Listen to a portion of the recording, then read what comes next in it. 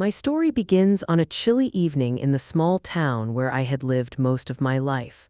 After years of raising my son alone, working two jobs, sacrificing my own dreams to give him every chance, I never imagined that one day he would suggest I stay in the garage. "It's fine for you," he said, his tone clipped and distant. I remember standing in the doorway, stunned, feeling as though the ground beneath me had quietly slipped away. I had always thought our bond was unbreakable. The sacrifices I made, the nights I stayed awake worrying over his future, the countless meals I skipped so he could have more, all of it seemed to count for nothing now. He wasn't the little boy who once clung to my hand in the grocery store or the teenager who confided in me about his dreams. This was a stranger, a man who had drawn a boundary so sharp and cold that it cut through the years of love like a knife. The garage was dark and cramped, cluttered with old boxes and forgotten memories. The cold seeped through the thin walls and the faint scent of oil and dust mingled with the faint remnants of my past life. I sat on a creaky folding chair, wrapped in a worn blanket I had grabbed in haste, trying to make sense of how my home had become a place of exile. The sound of the front door closing behind my son echoed like a verdict in my ears, and I realized this was not a temporary inconvenience, it was a message. That night, the silence was overwhelming. I lay on a thin mat, the hard floor pressing into my back, and stared up at the rafters, trying to hold back tears. I thought about all the years I had poured into building a life for us, the sleepless nights, the sacrifices I made so he could have opportunities I never did. And yet, here I was, banished to the margins of my own family. The first morning in the garage was just as cold and lonely as the night before. I dressed slowly, my hands trembling from the chill, and tried to steel myself for the day ahead. I heard footsteps inside the house, my son moving about as if I were invisible. The kitchen light flicked on, the clatter of dishes, the murmur of the television. I wanted to call out, to ask for help, for an explanation, but the words stuck in my throat. Instead, I sat quietly watching the door, waiting for a sign that things would change. But no sign came. As the day wore on, I found myself slipping into memories, recalling the moments when we were a family, laughing around the dinner table, sharing stories before bed, celebrating birthdays and small victories. Those memories felt distant now, like echoes from another life. The ache in my chest grew heavier with each passing hour. My son's visits to the garage were brief and perfunctory. He brought me a plate of food once, but it felt more like a formality than an act of kindness. His eyes avoided mine, and I could sense the tension that hung between us, thick and unspoken. I realized that this was more than a physical separation. It was an emotional wall he had built to keep me out. That night, as I lay on the hard floor, I thought about the man my son had become. The boy I once knew was gone, replaced by someone who seemed to have little room in his heart for the woman who had given him everything. The pain was raw and deep, but beneath it, a quiet determination began to grow. I refused to be forgotten, to be cast aside like an unwanted shadow in my own home. The second day in the garage brought a cold rain that seeped through the cracks in the roof, adding to the discomfort of my exile. I huddled under my blanket, shivering, and tried to focus on what I could control. I thought about my past, how I'd faced challenges before and overcome them, and I reminded myself that this, too, was a battle I could face. I also began to notice the small details around me, the faded labels on old boxes, the spider webs glistening in the corners, the faint hum of the refrigerator from inside the house. These were the remnants of a life that was still happening just beyond my reach.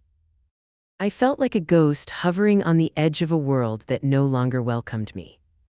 Despite the discomfort, I knew I could not stay silent. This was not where I belonged, and I refused to let my son's rejection define me. The garage was cold and lonely, but it was also a place where I could gather my thoughts, where I could plan my next steps.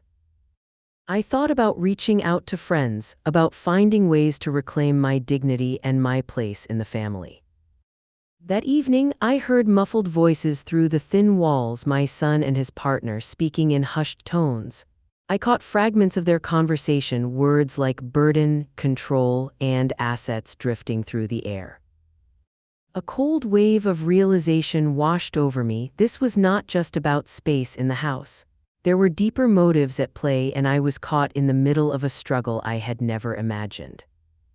But despite the fear and hurt, I felt a spark of resolve light within me. I was determined to fight back, to find a way to stand up for myself and my rights. I thought about the strength I had drawn on all my life, the resilience that had carried me through hardship, and I knew I would need every ounce of it in the days to come.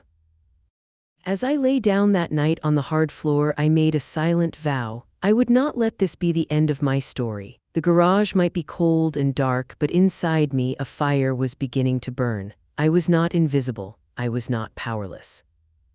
And I would find a way to reclaim my place, not just in the house, but in the life I had built and the family I had raised. The long night stretched ahead, but so did my determination. I would face whatever came next with courage, because I still had a voice and I was ready to use it. The second morning in the garage arrived with an unforgiving chill that seeped into my bones, but it was not just the cold that weighed heavily on me, it was the weight of reflection. As I sat wrapped in the thin blanket, the walls closing in around me, I found myself turning inward, sifting through the memories that defined my life and the widening chasm between my son and me. I thought about the sacrifices I had made. Raising him alone was no small feat. When his father left, I was determined to provide a steady home to shield him from the pain I knew all too well. I worked late shifts, skipped meals, and put my own ambitions on hold. Every dollar I earned went toward his education, every moment spent worrying about his future. I was, for so long, the foundation beneath his feet. Yet now that foundation felt cracked, fragile, eroding beneath the weight of his rejection. Watching him from this distance, figuratively and literally, I recognized a coldness in his demeanor that had not been there before. His visits to the garage were brief and mechanical, lacking the warmth I once knew. He moved through the house as if I were a ghost, his eyes avoiding mine, his words clipped and sparse. It was clear that what had begun as a suggestion, "The garage is fine for you," was no accident or oversight. It was a deliberate message. I realized then that this was not a temporary inconvenience but a calculated act of dismissal. The son I had nurtured was now sending me away, pushing me out of the space I had called home for decades. The pain of this realization cut deeper than the cold walls around me. Yet amidst the hurt, a small flame of resolve began to grow. I was not one to accept such treatment quietly. The years of struggle and sacrifice had forged in me a strength I was only beginning to remember. The silence that hung between us was not a void I intended to fill with submission. Throughout that day, I allowed myself to feel the full weight of my emotions, hurt, disappointment, confusion, but I also let myself plan. I began to think about what I could do to reclaim my dignity, to confront the reality before me rather than retreat into despair. I recalled the times when I had faced adversity head-on. When I lost my job years ago, I had picked myself up and found another. When I faced illness, I fought with every fiber of my being. This was no different. The battle now was for my place in my own family, for the respect I deserved. I watched my son from the garage's small window, catching glimpses of his routine. He was absorbed in his world, indifferent to mine. I could see he was under stress, but that did not excuse the coldness directed at me. I understood that families sometimes fray, that relationships shift, but I also knew that love and respect were not easily discarded. In the quiet moments, I began to formulate a plan. I would need allies, people who understood the complexities of family dynamics and could offer guidance. I thought of friends who had stood by me through difficult times, who had always reminded me of my worth. I resolved to reach out to them, to find strength in community. At the same time, I started considering the practical aspects of my situation. Living in the garage was untenable. I needed a safe, warm place, a place where I could rebuild my sense of self. I thought about contacting local support groups, about legal advice, about resources for elders facing family neglect. Though my heart ached at the thought of involving outsiders in my private pain, I understood that sometimes outside help was necessary. As the day turned to evening, the cold deepened, but so did my determination. I refused to be invisible. I refused to be treated as a burden. I was a mother, a woman with a lifetime of experience and love, and I deserved to be seen and heard. That night, as I lay on the hard floor of the garage, I reflected on the growing divide between my son and me. I wondered where it had started to crack when the warmth between us had turned to frost. Was it stress, miscommunication, or something deeper, something I had missed? The questions swirled in my mind, but one thing was clear: silence would only deepen the divide. If I wanted to heal this rift, I would have to confront it. I would have to find the courage to speak my truth, to demand respect. In the darkness, I made another vow, not just to survive this ordeal, but to emerge from it with my dignity intact. I would no longer allow myself to be sidelined, to be dismissed as though my years of love and sacrifice meant nothing. The days that followed were a mixture of quiet observation and inner reflection. I watched my son's patterns, noticing the subtle changes in his tone when he thought I wasn't listening. I overheard fragments of conversations that hinted at frustrations and fears I had not fully understood. It became clear that this estrangement was as much about his struggles as it was about my presence. I knew then that healing would require more than just my own resolve. It would require a bridge between us, built on honest communication and mutual respect. Yet, I also understood that before that bridge could be built, I had to reclaim my own voice. I had to remind myself and my son that I was not a problem to be managed or ignored. I was a person deserving of dignity and care. In those quiet moments in the garage, I began to prepare for the conversations ahead. I thought about how I would express my feelings without casting blame, how I would set boundaries without burning bridges. I knew it would not be easy, but I was ready to try.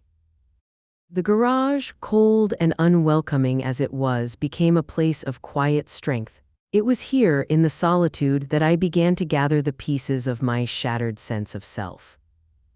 I found resilience in the memories of my sacrifices, in the knowledge that I had given my son a foundation, even if he had momentarily forgotten it. I started to write down my thoughts, jotting notes on scraps of paper I found in an old box. I wrote about the pain of rejection, about the hope for reconciliation, and about the boundaries I would need to set to protect myself. Each word was a small act of defiance, a way to reclaim control over a situation that had seemed so overwhelming. I realized that this was not just about physical space, it was about emotional survival. As the rain tapped softly on the garage roof that evening, I felt a quiet determination settle over me. The path ahead was uncertain, but I was no longer lost in despair. I was ready to face the challenges, to confront the coldness with warmth, and to fight for the place I deserved in my family's life. The garage was no longer just a place of exile. It was the beginning of a journey toward healing, respect, and, hopefully, reconciliation. Though the road would be long, I was prepared to walk it with an open heart and a steady voice. By the third morning, the chill in the garage had seeped beyond my bones, settling deep into my spirit. But the cold also sharpened my resolve. I had spent 2 nights confined to this cramped space, reflecting on the fractures in my relationship with my son and the pain of his rejection. Now it was time to confront the situation head-on. That morning, I rose early, the thin blanket slipping from my shoulders as I stood stiffly on the cold concrete floor. I dressed carefully, trying to summon the courage I knew would be required. As I stepped out of the garage and into the house, the familiar surroundings felt strange and alien. I paused in the kitchen doorway where the morning light filtered through the curtains, casting long shadows across the room. I found my son at the breakfast table, scrolling on his phone, his expression neutral. For a moment, I just watched him, the years of shared memories flashing through my mind, the scraped knees I had bandaged, the late-night talks, the milestones we celebrated. And yet here we were, divided by more than just space. Clearing my throat, I spoke quietly but firmly, "Michael, we need to talk." He looked up, surprise flickering in his eyes, quickly replaced by a guarded expression. "What about Mom?" I took a deep breath, steadying myself. About how you asked me to stay in the garage, about how that's made me feel hurt, rejected, and isolated." He shifted uncomfortably in his seat, avoiding direct eye contact. "It wasn't meant to be permanent. I thought it would be easier for you." "Easier for me?" I echoed, trying to keep my voice steady. "Being shut away in the cold, away from the family I raised, that's not easier, Michael, it's cruel." His silence was deafening. I could see the discomfort etched on his face, but no apology came. Instead, he shrugged as if dismissing my pain. "I don't know what you want me to do." His words stung, but I refused to back down. This was the moment to assert myself, to reclaim the respect I deserved.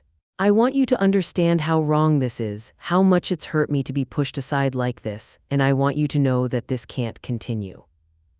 Michael's eyes narrowed slightly, a defensive wall rising between us. "You're making a big deal out of nothing."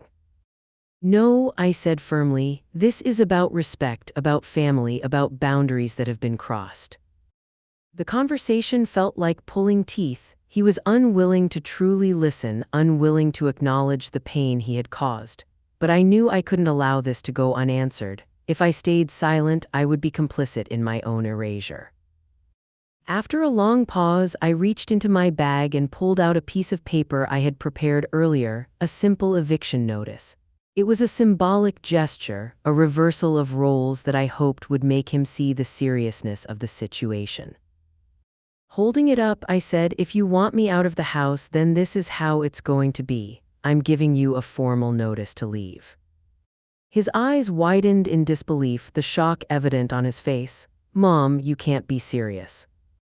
"I am," I replied, my voice steady despite the pounding of my heart. "Because you've made it clear that you don't want me here, so I'm taking control of the situation."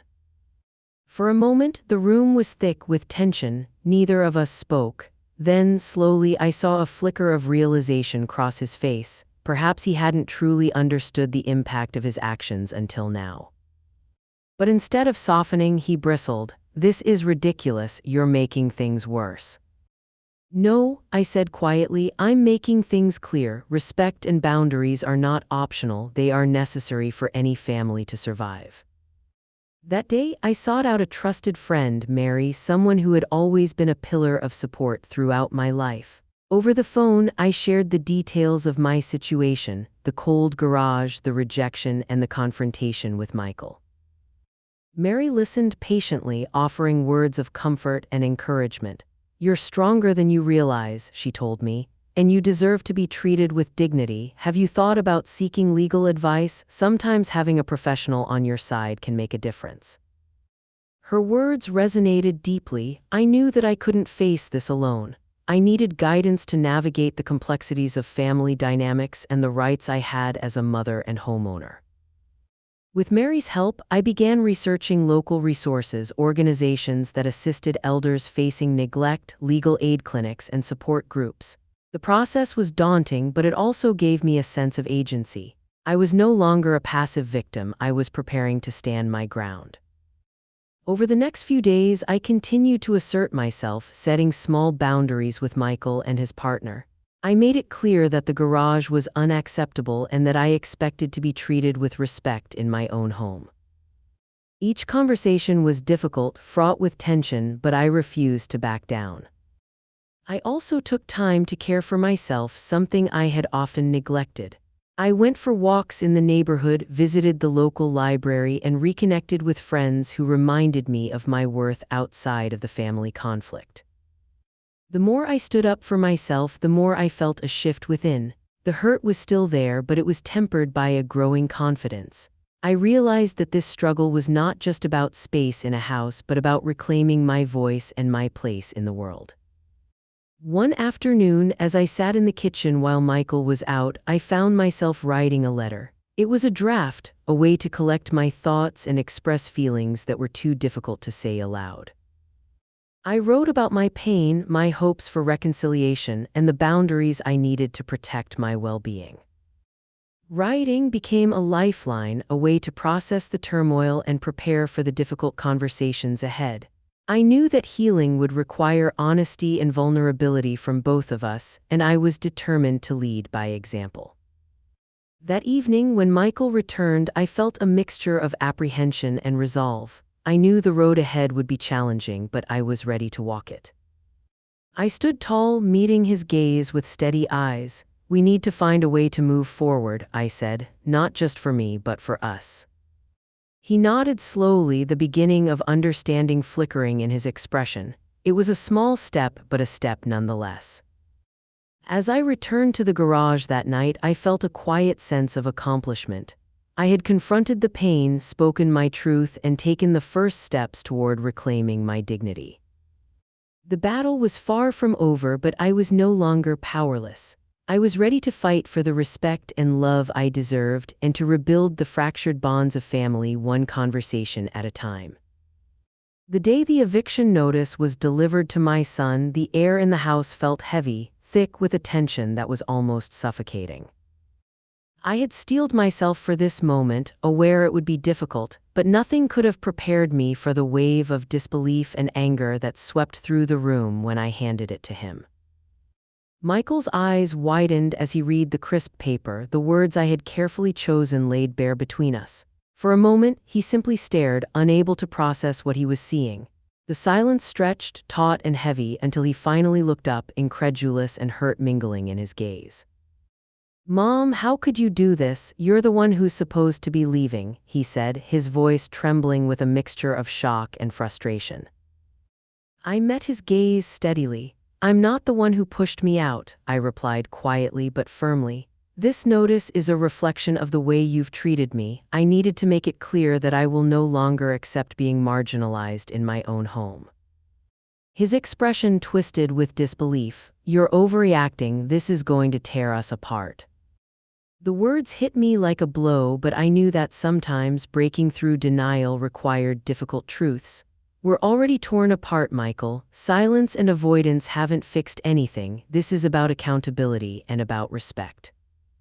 For the first time in days, I saw a flicker of something vulnerable in his eyes, a recognition that the situation had spiraled beyond a simple misunderstanding. But pride and frustration still held him back from full acknowledgement.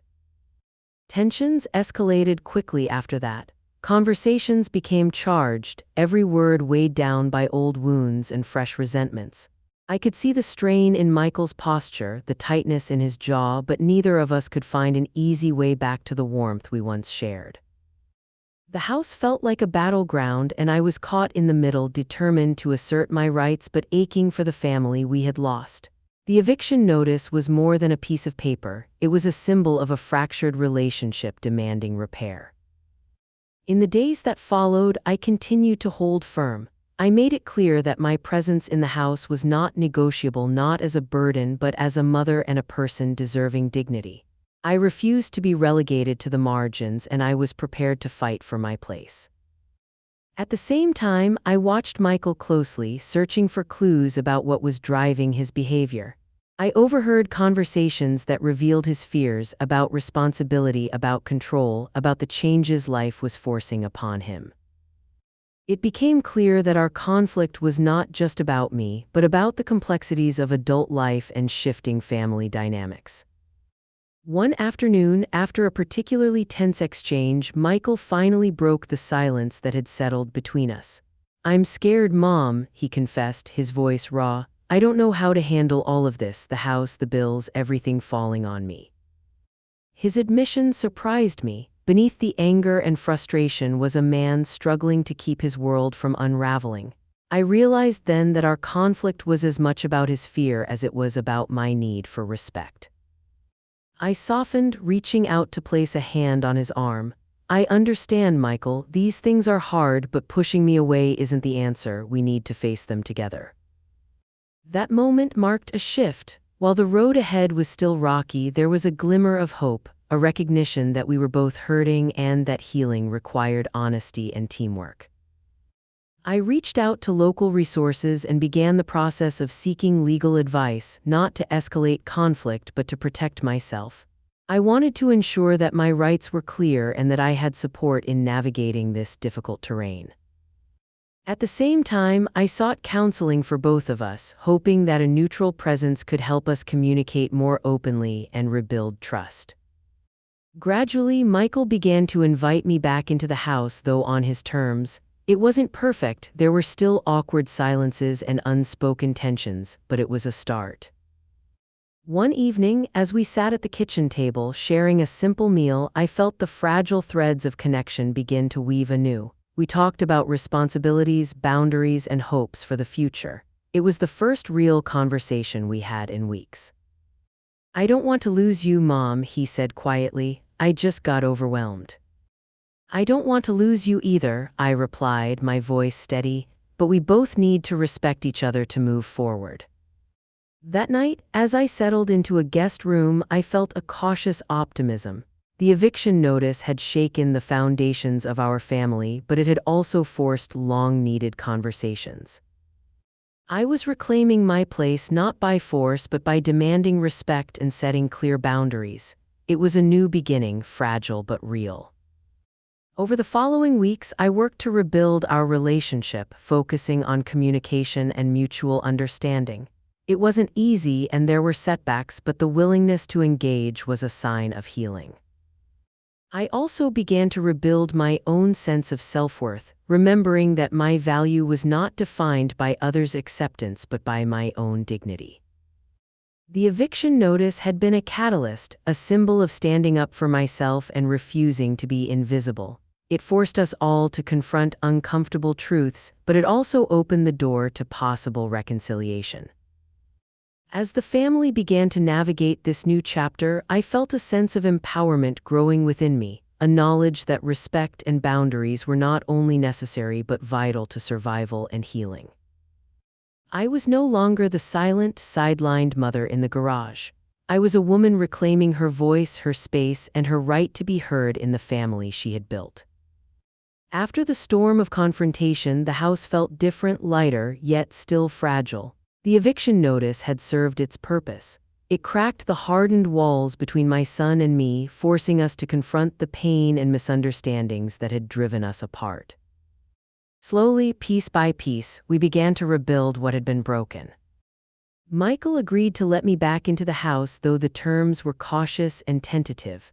I was no longer a shadow in the garage but a presence at the kitchen table, sharing meals and conversations that, while sometimes awkward, were filled with the hope of healing. It wasn't an immediate restoration of warmth and closeness, but it was a start, a fresh beginning. The days that followed were marked by small but meaningful shifts. Michael began to include me in daily routines again, a cup of coffee in the morning, a quick check-in about his day, the occasional heartfelt apology for his earlier coldness. I learned to accept these gestures as the building blocks of our renewed connection. For my part, I made sure to hold on to the boundaries I had set. Respect was no longer negotiable. I insisted on being treated as a valued member of the family, not an inconvenience to be hidden away. This required courage and persistence, especially when old patterns tempted us to slip into familiar roles of frustration and misunderstanding. One afternoon, as we sat in the living room with the late afternoon sun streaming through the windows, Michael opened up about his struggles, the pressures of work, the weight of responsibility, and the guilt he carried for how he had treated me. His vulnerability surprised me, and I welcomed it with open arms. "I never meant to hurt you, Mom," he said quietly. "I was overwhelmed and I didn't know how to ask for help. I thought pushing you away would make things easier." His words cut through the years of pain and disappointment. I reached out and took his hand, feeling the tentative bridge between us strengthen. "It's not easy for either of us," I replied, "but we can't keep hurting each other. We have to find new ways to support and respect one another." Together, we began to explore what that support could look like. Michael agreed to share more of his burdens, and I promised to communicate my needs clearly. We set aside time for regular conversations, building a foundation of honest dialogue that had been missing for too long. The process was far from perfect. There were moments of frustration and setbacks, old wounds reopened and misunderstandings resurfaced. But each time we chose to recommit to the path of reconciliation. As the family began to heal, I found a renewed sense of empowerment within myself. I realized that reclaiming my space in the home was only part of the journey. The true victory lay in restoring my self-worth and dignity. To support this, I made changes in my daily life. I reconnected with friends I had lost touch with, started attending community activities, and began volunteering at a local elder support group. These steps enriched my life beyond the family dynamic, reminding me that my identity extended beyond the roles I had played. I also continued writing letters to Michael, a practice that had become a vital tool for expressing feelings that were sometimes too difficult to say face to face. These letters were honest and heartfelt, sharing my journey through hurt and healing and setting clear expectations for the future. One letter, which I left on his pillow one evening, read, "I love you, Michael, and I believe in the family we can be, but love must be coupled with respect. I need to know that I am valued and that my voice matters." To my relief, Michael responded with a letter of his own, acknowledging his mistakes and expressing a desire to rebuild trust. These written exchanges became a bridge, allowing us to communicate openly without the pressure of immediate confrontation. With time, our home began to feel like a place of safety and warmth again. The kitchen table, once a site of silent meals and cold shoulders, became a gathering place for shared stories, laughter, and plans for the future. One evening, as we sat together after dinner, Michael remarked, "I'm glad you're here, Mom. It feels like we're finally finding our way back." I smiled, feeling a swell of hope. "Me too, Michael. This is just the beginning, but it's a good one." Through this journey, I learned that family relationships are complex and ever-changing. They require effort, patience, and a willingness to face difficult truths, but with those elements, healing is possible. I also understood the importance of standing up for oneself, of setting boundaries that protect one's dignity without closing the door to reconciliation. That balance was delicate but essential. As I settled into my renewed role within the family, I felt a quiet strength growing. I was no longer the sidelined mother in the garage. I was a woman who had reclaimed her voice and her place. This fresh start was fragile, yes, but it was also filled with promise. A promise that, with care and commitment, we could rebuild not just a house, but a family bound by respect, love, and understanding. And so, each day we took small steps forward. We listened more, spoke honestly, and allowed space for healing. The past could not be erased, but it could be honored and learned from. In embracing this new chapter, I found not only a renewed relationship with my son, but a deeper connection to myself, a recognition that survival is not just about enduring hardship, but about reclaiming one's worth and forging a path to hope. In the quiet moments between the tentative steps toward rebuilding my relationship with Michael, I found myself turning to writing as a refuge, a way to process the whirlwind of emotions that swirled inside me. I began composing letters, pouring out thoughts and feelings that were often too raw or complicated to voice in person. These letters became my sanctuary, a bridge between my heart and his, a means to foster understanding where conversations sometimes faltered. One evening, after a particularly difficult day marked by silence and unspoken tension, I sat at the kitchen table with a pen and paper, determined to articulate the pain and hope I carried. I wrote, "Dear Michael, I want you to know how deeply your rejection hurt me. Being asked to stay in the garage felt like being cast aside, an exile from the family I raised with love and sacrifice. It was a wound that cut through years of memories and devotion. But despite that pain, my love for you remains steadfast. I am writing not to accuse, but to open a door to healing and understanding. We've both been hurt, and I know life has burdened you in ways I may never fully grasp. Still, I ask for respect, for honesty, and for a place at the table, not just as your mother, but as a person deserving dignity. I hope we can find our way back to each other, not by forgetting the past, but by learning from it and growing together. With love, Mom." Leaving the letter on his pillow, I felt a mix of vulnerability and hope. A part of me feared it might be dismissed or met with silence, but I knew this was a necessary step. I had to speak my truth, even if the path ahead was uncertain. In the days that followed, Michael responded not just with words but with actions that slowly chipped away at the walls between us. He began initiating small conversations, sharing bits of his day, asking about mine.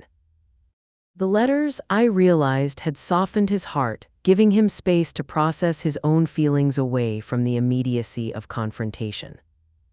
Encouraged, I continued writing. In another letter, I expressed my hopes for the future, my desire for clear boundaries that would protect both of us. Dear Michael, as we move forward, I want us to build a relationship based on mutual respect and openness. It's important that I feel safe and valued, just as I want you to feel supported and understood. Setting boundaries is not about creating distance, but about nurturing trust. I promise to be honest with my needs and to listen with compassion to yours. Together, we can create a family where love and respect coexist, where we honor each other's experiences and grow stronger through our challenges.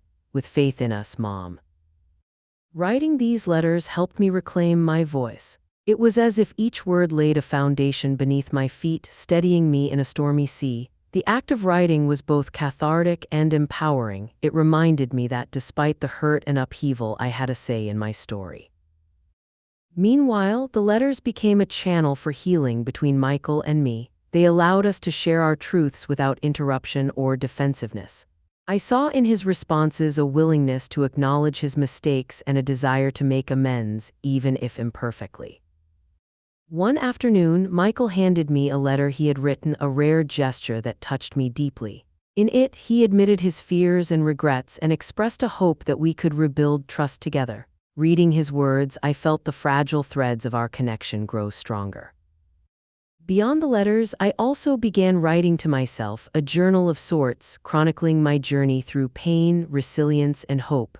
This private record helped me track my growth and remind myself of the strength I was rediscovering. Through writing, I came to understand that healing was not a linear path but a mosaic of moments, some painful, some joyful, all meaningful. The letters were part of the dialogue I was creating, a dialogue that extended beyond words into actions and shared experiences. I also realized these letters served another purpose. They were a testament to the importance of communication in family relationships. So often, misunderstandings and silence breed resentment, but honest expression can pave the way for reconciliation. Inspired by my experience, I began sharing my story with a small group of women at a local community center, women who, like me, had faced family estrangement or elder neglect. I read excerpts from my letters and encouraged them to write their own, to find their voices amid the chaos. Their stories echoed mine: pain, loss, hope, and the struggle to be heard. Together, we created a space where vulnerability was met with empathy and strength was nurtured through shared experience. I saw the power of words to heal, to bridge divides, and to reclaim dignity. Writing became not just a personal tool but a means to support others on their journeys. Back at home, the letters between Michael and me continued, though gradually they became less frequent as our conversations grew more direct. The written words had done their work, opening the door to dialogue that was honest and heartfelt. One evening, after a long day, Michael sat beside me and said, "Your letters helped me see things differently. I'm sorry for the pain I caused. I want us to keep moving forward." Tears welled in my eyes, but I smiled through them. "Thank you, Michael, that means everything to me." The letters had been a lifeline, a bridge from isolation to connection, from silence to understanding. As I reflect on this journey, I recognize that reclaiming my voice was essential, not just for my own healing but for the healing of my family. Writing gave me clarity, courage, and a way to express love even when words spoken aloud felt too fragile.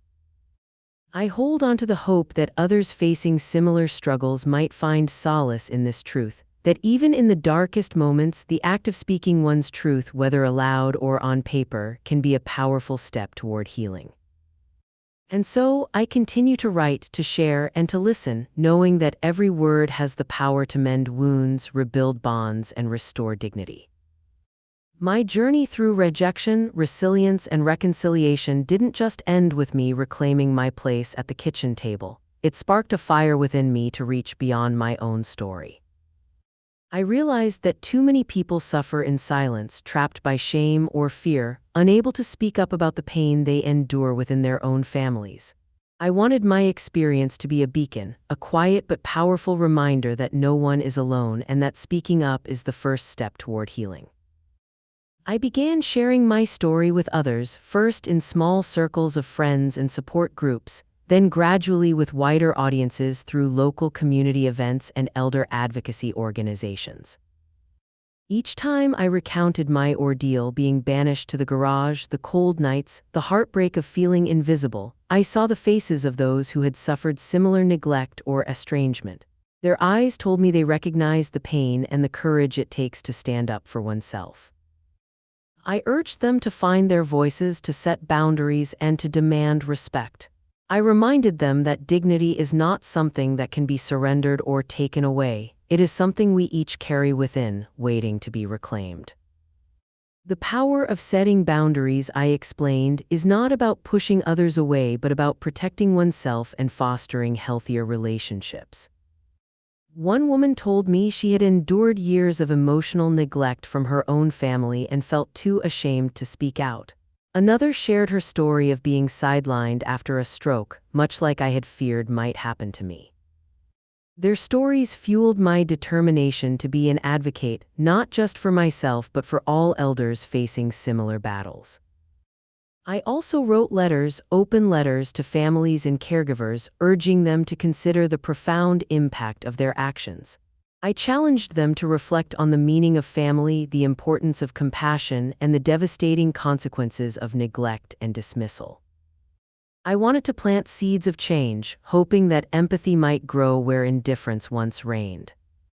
Through media interviews and community talks, I became a voice for elder rights, a living testament to the fact that justice can be quiet but no less powerful. I shared practical advice about recognizing signs of elder abuse, seeking legal help, and building support networks. I emphasized the importance of not waiting until crisis hits but advocating early and often. As my advocacy grew, I established a small fund to assist others facing elder abuse, helping with legal fees, housing, or counseling. It was my way of turning pain into purpose, ensuring that my story would serve as a lifeline for those still struggling in silence. In my personal life, I chose not to return to the house I once called home but rented it out to a family in need. This act was symbolic, a way to reclaim the space on my own terms and to create something positive from the hardships I endured. I continued writing letters to Michael, to my daughter-in-law, to my granddaughter, expressing my feelings and hopes for the future. I wrote not to reopen old wounds but to foster understanding and remind them of the love that once bound us. Some letters went unanswered, others sparked cautious dialogue, but each was a step toward healing. Now, living in a modest apartment that feels like a sanctuary, I am safe and content.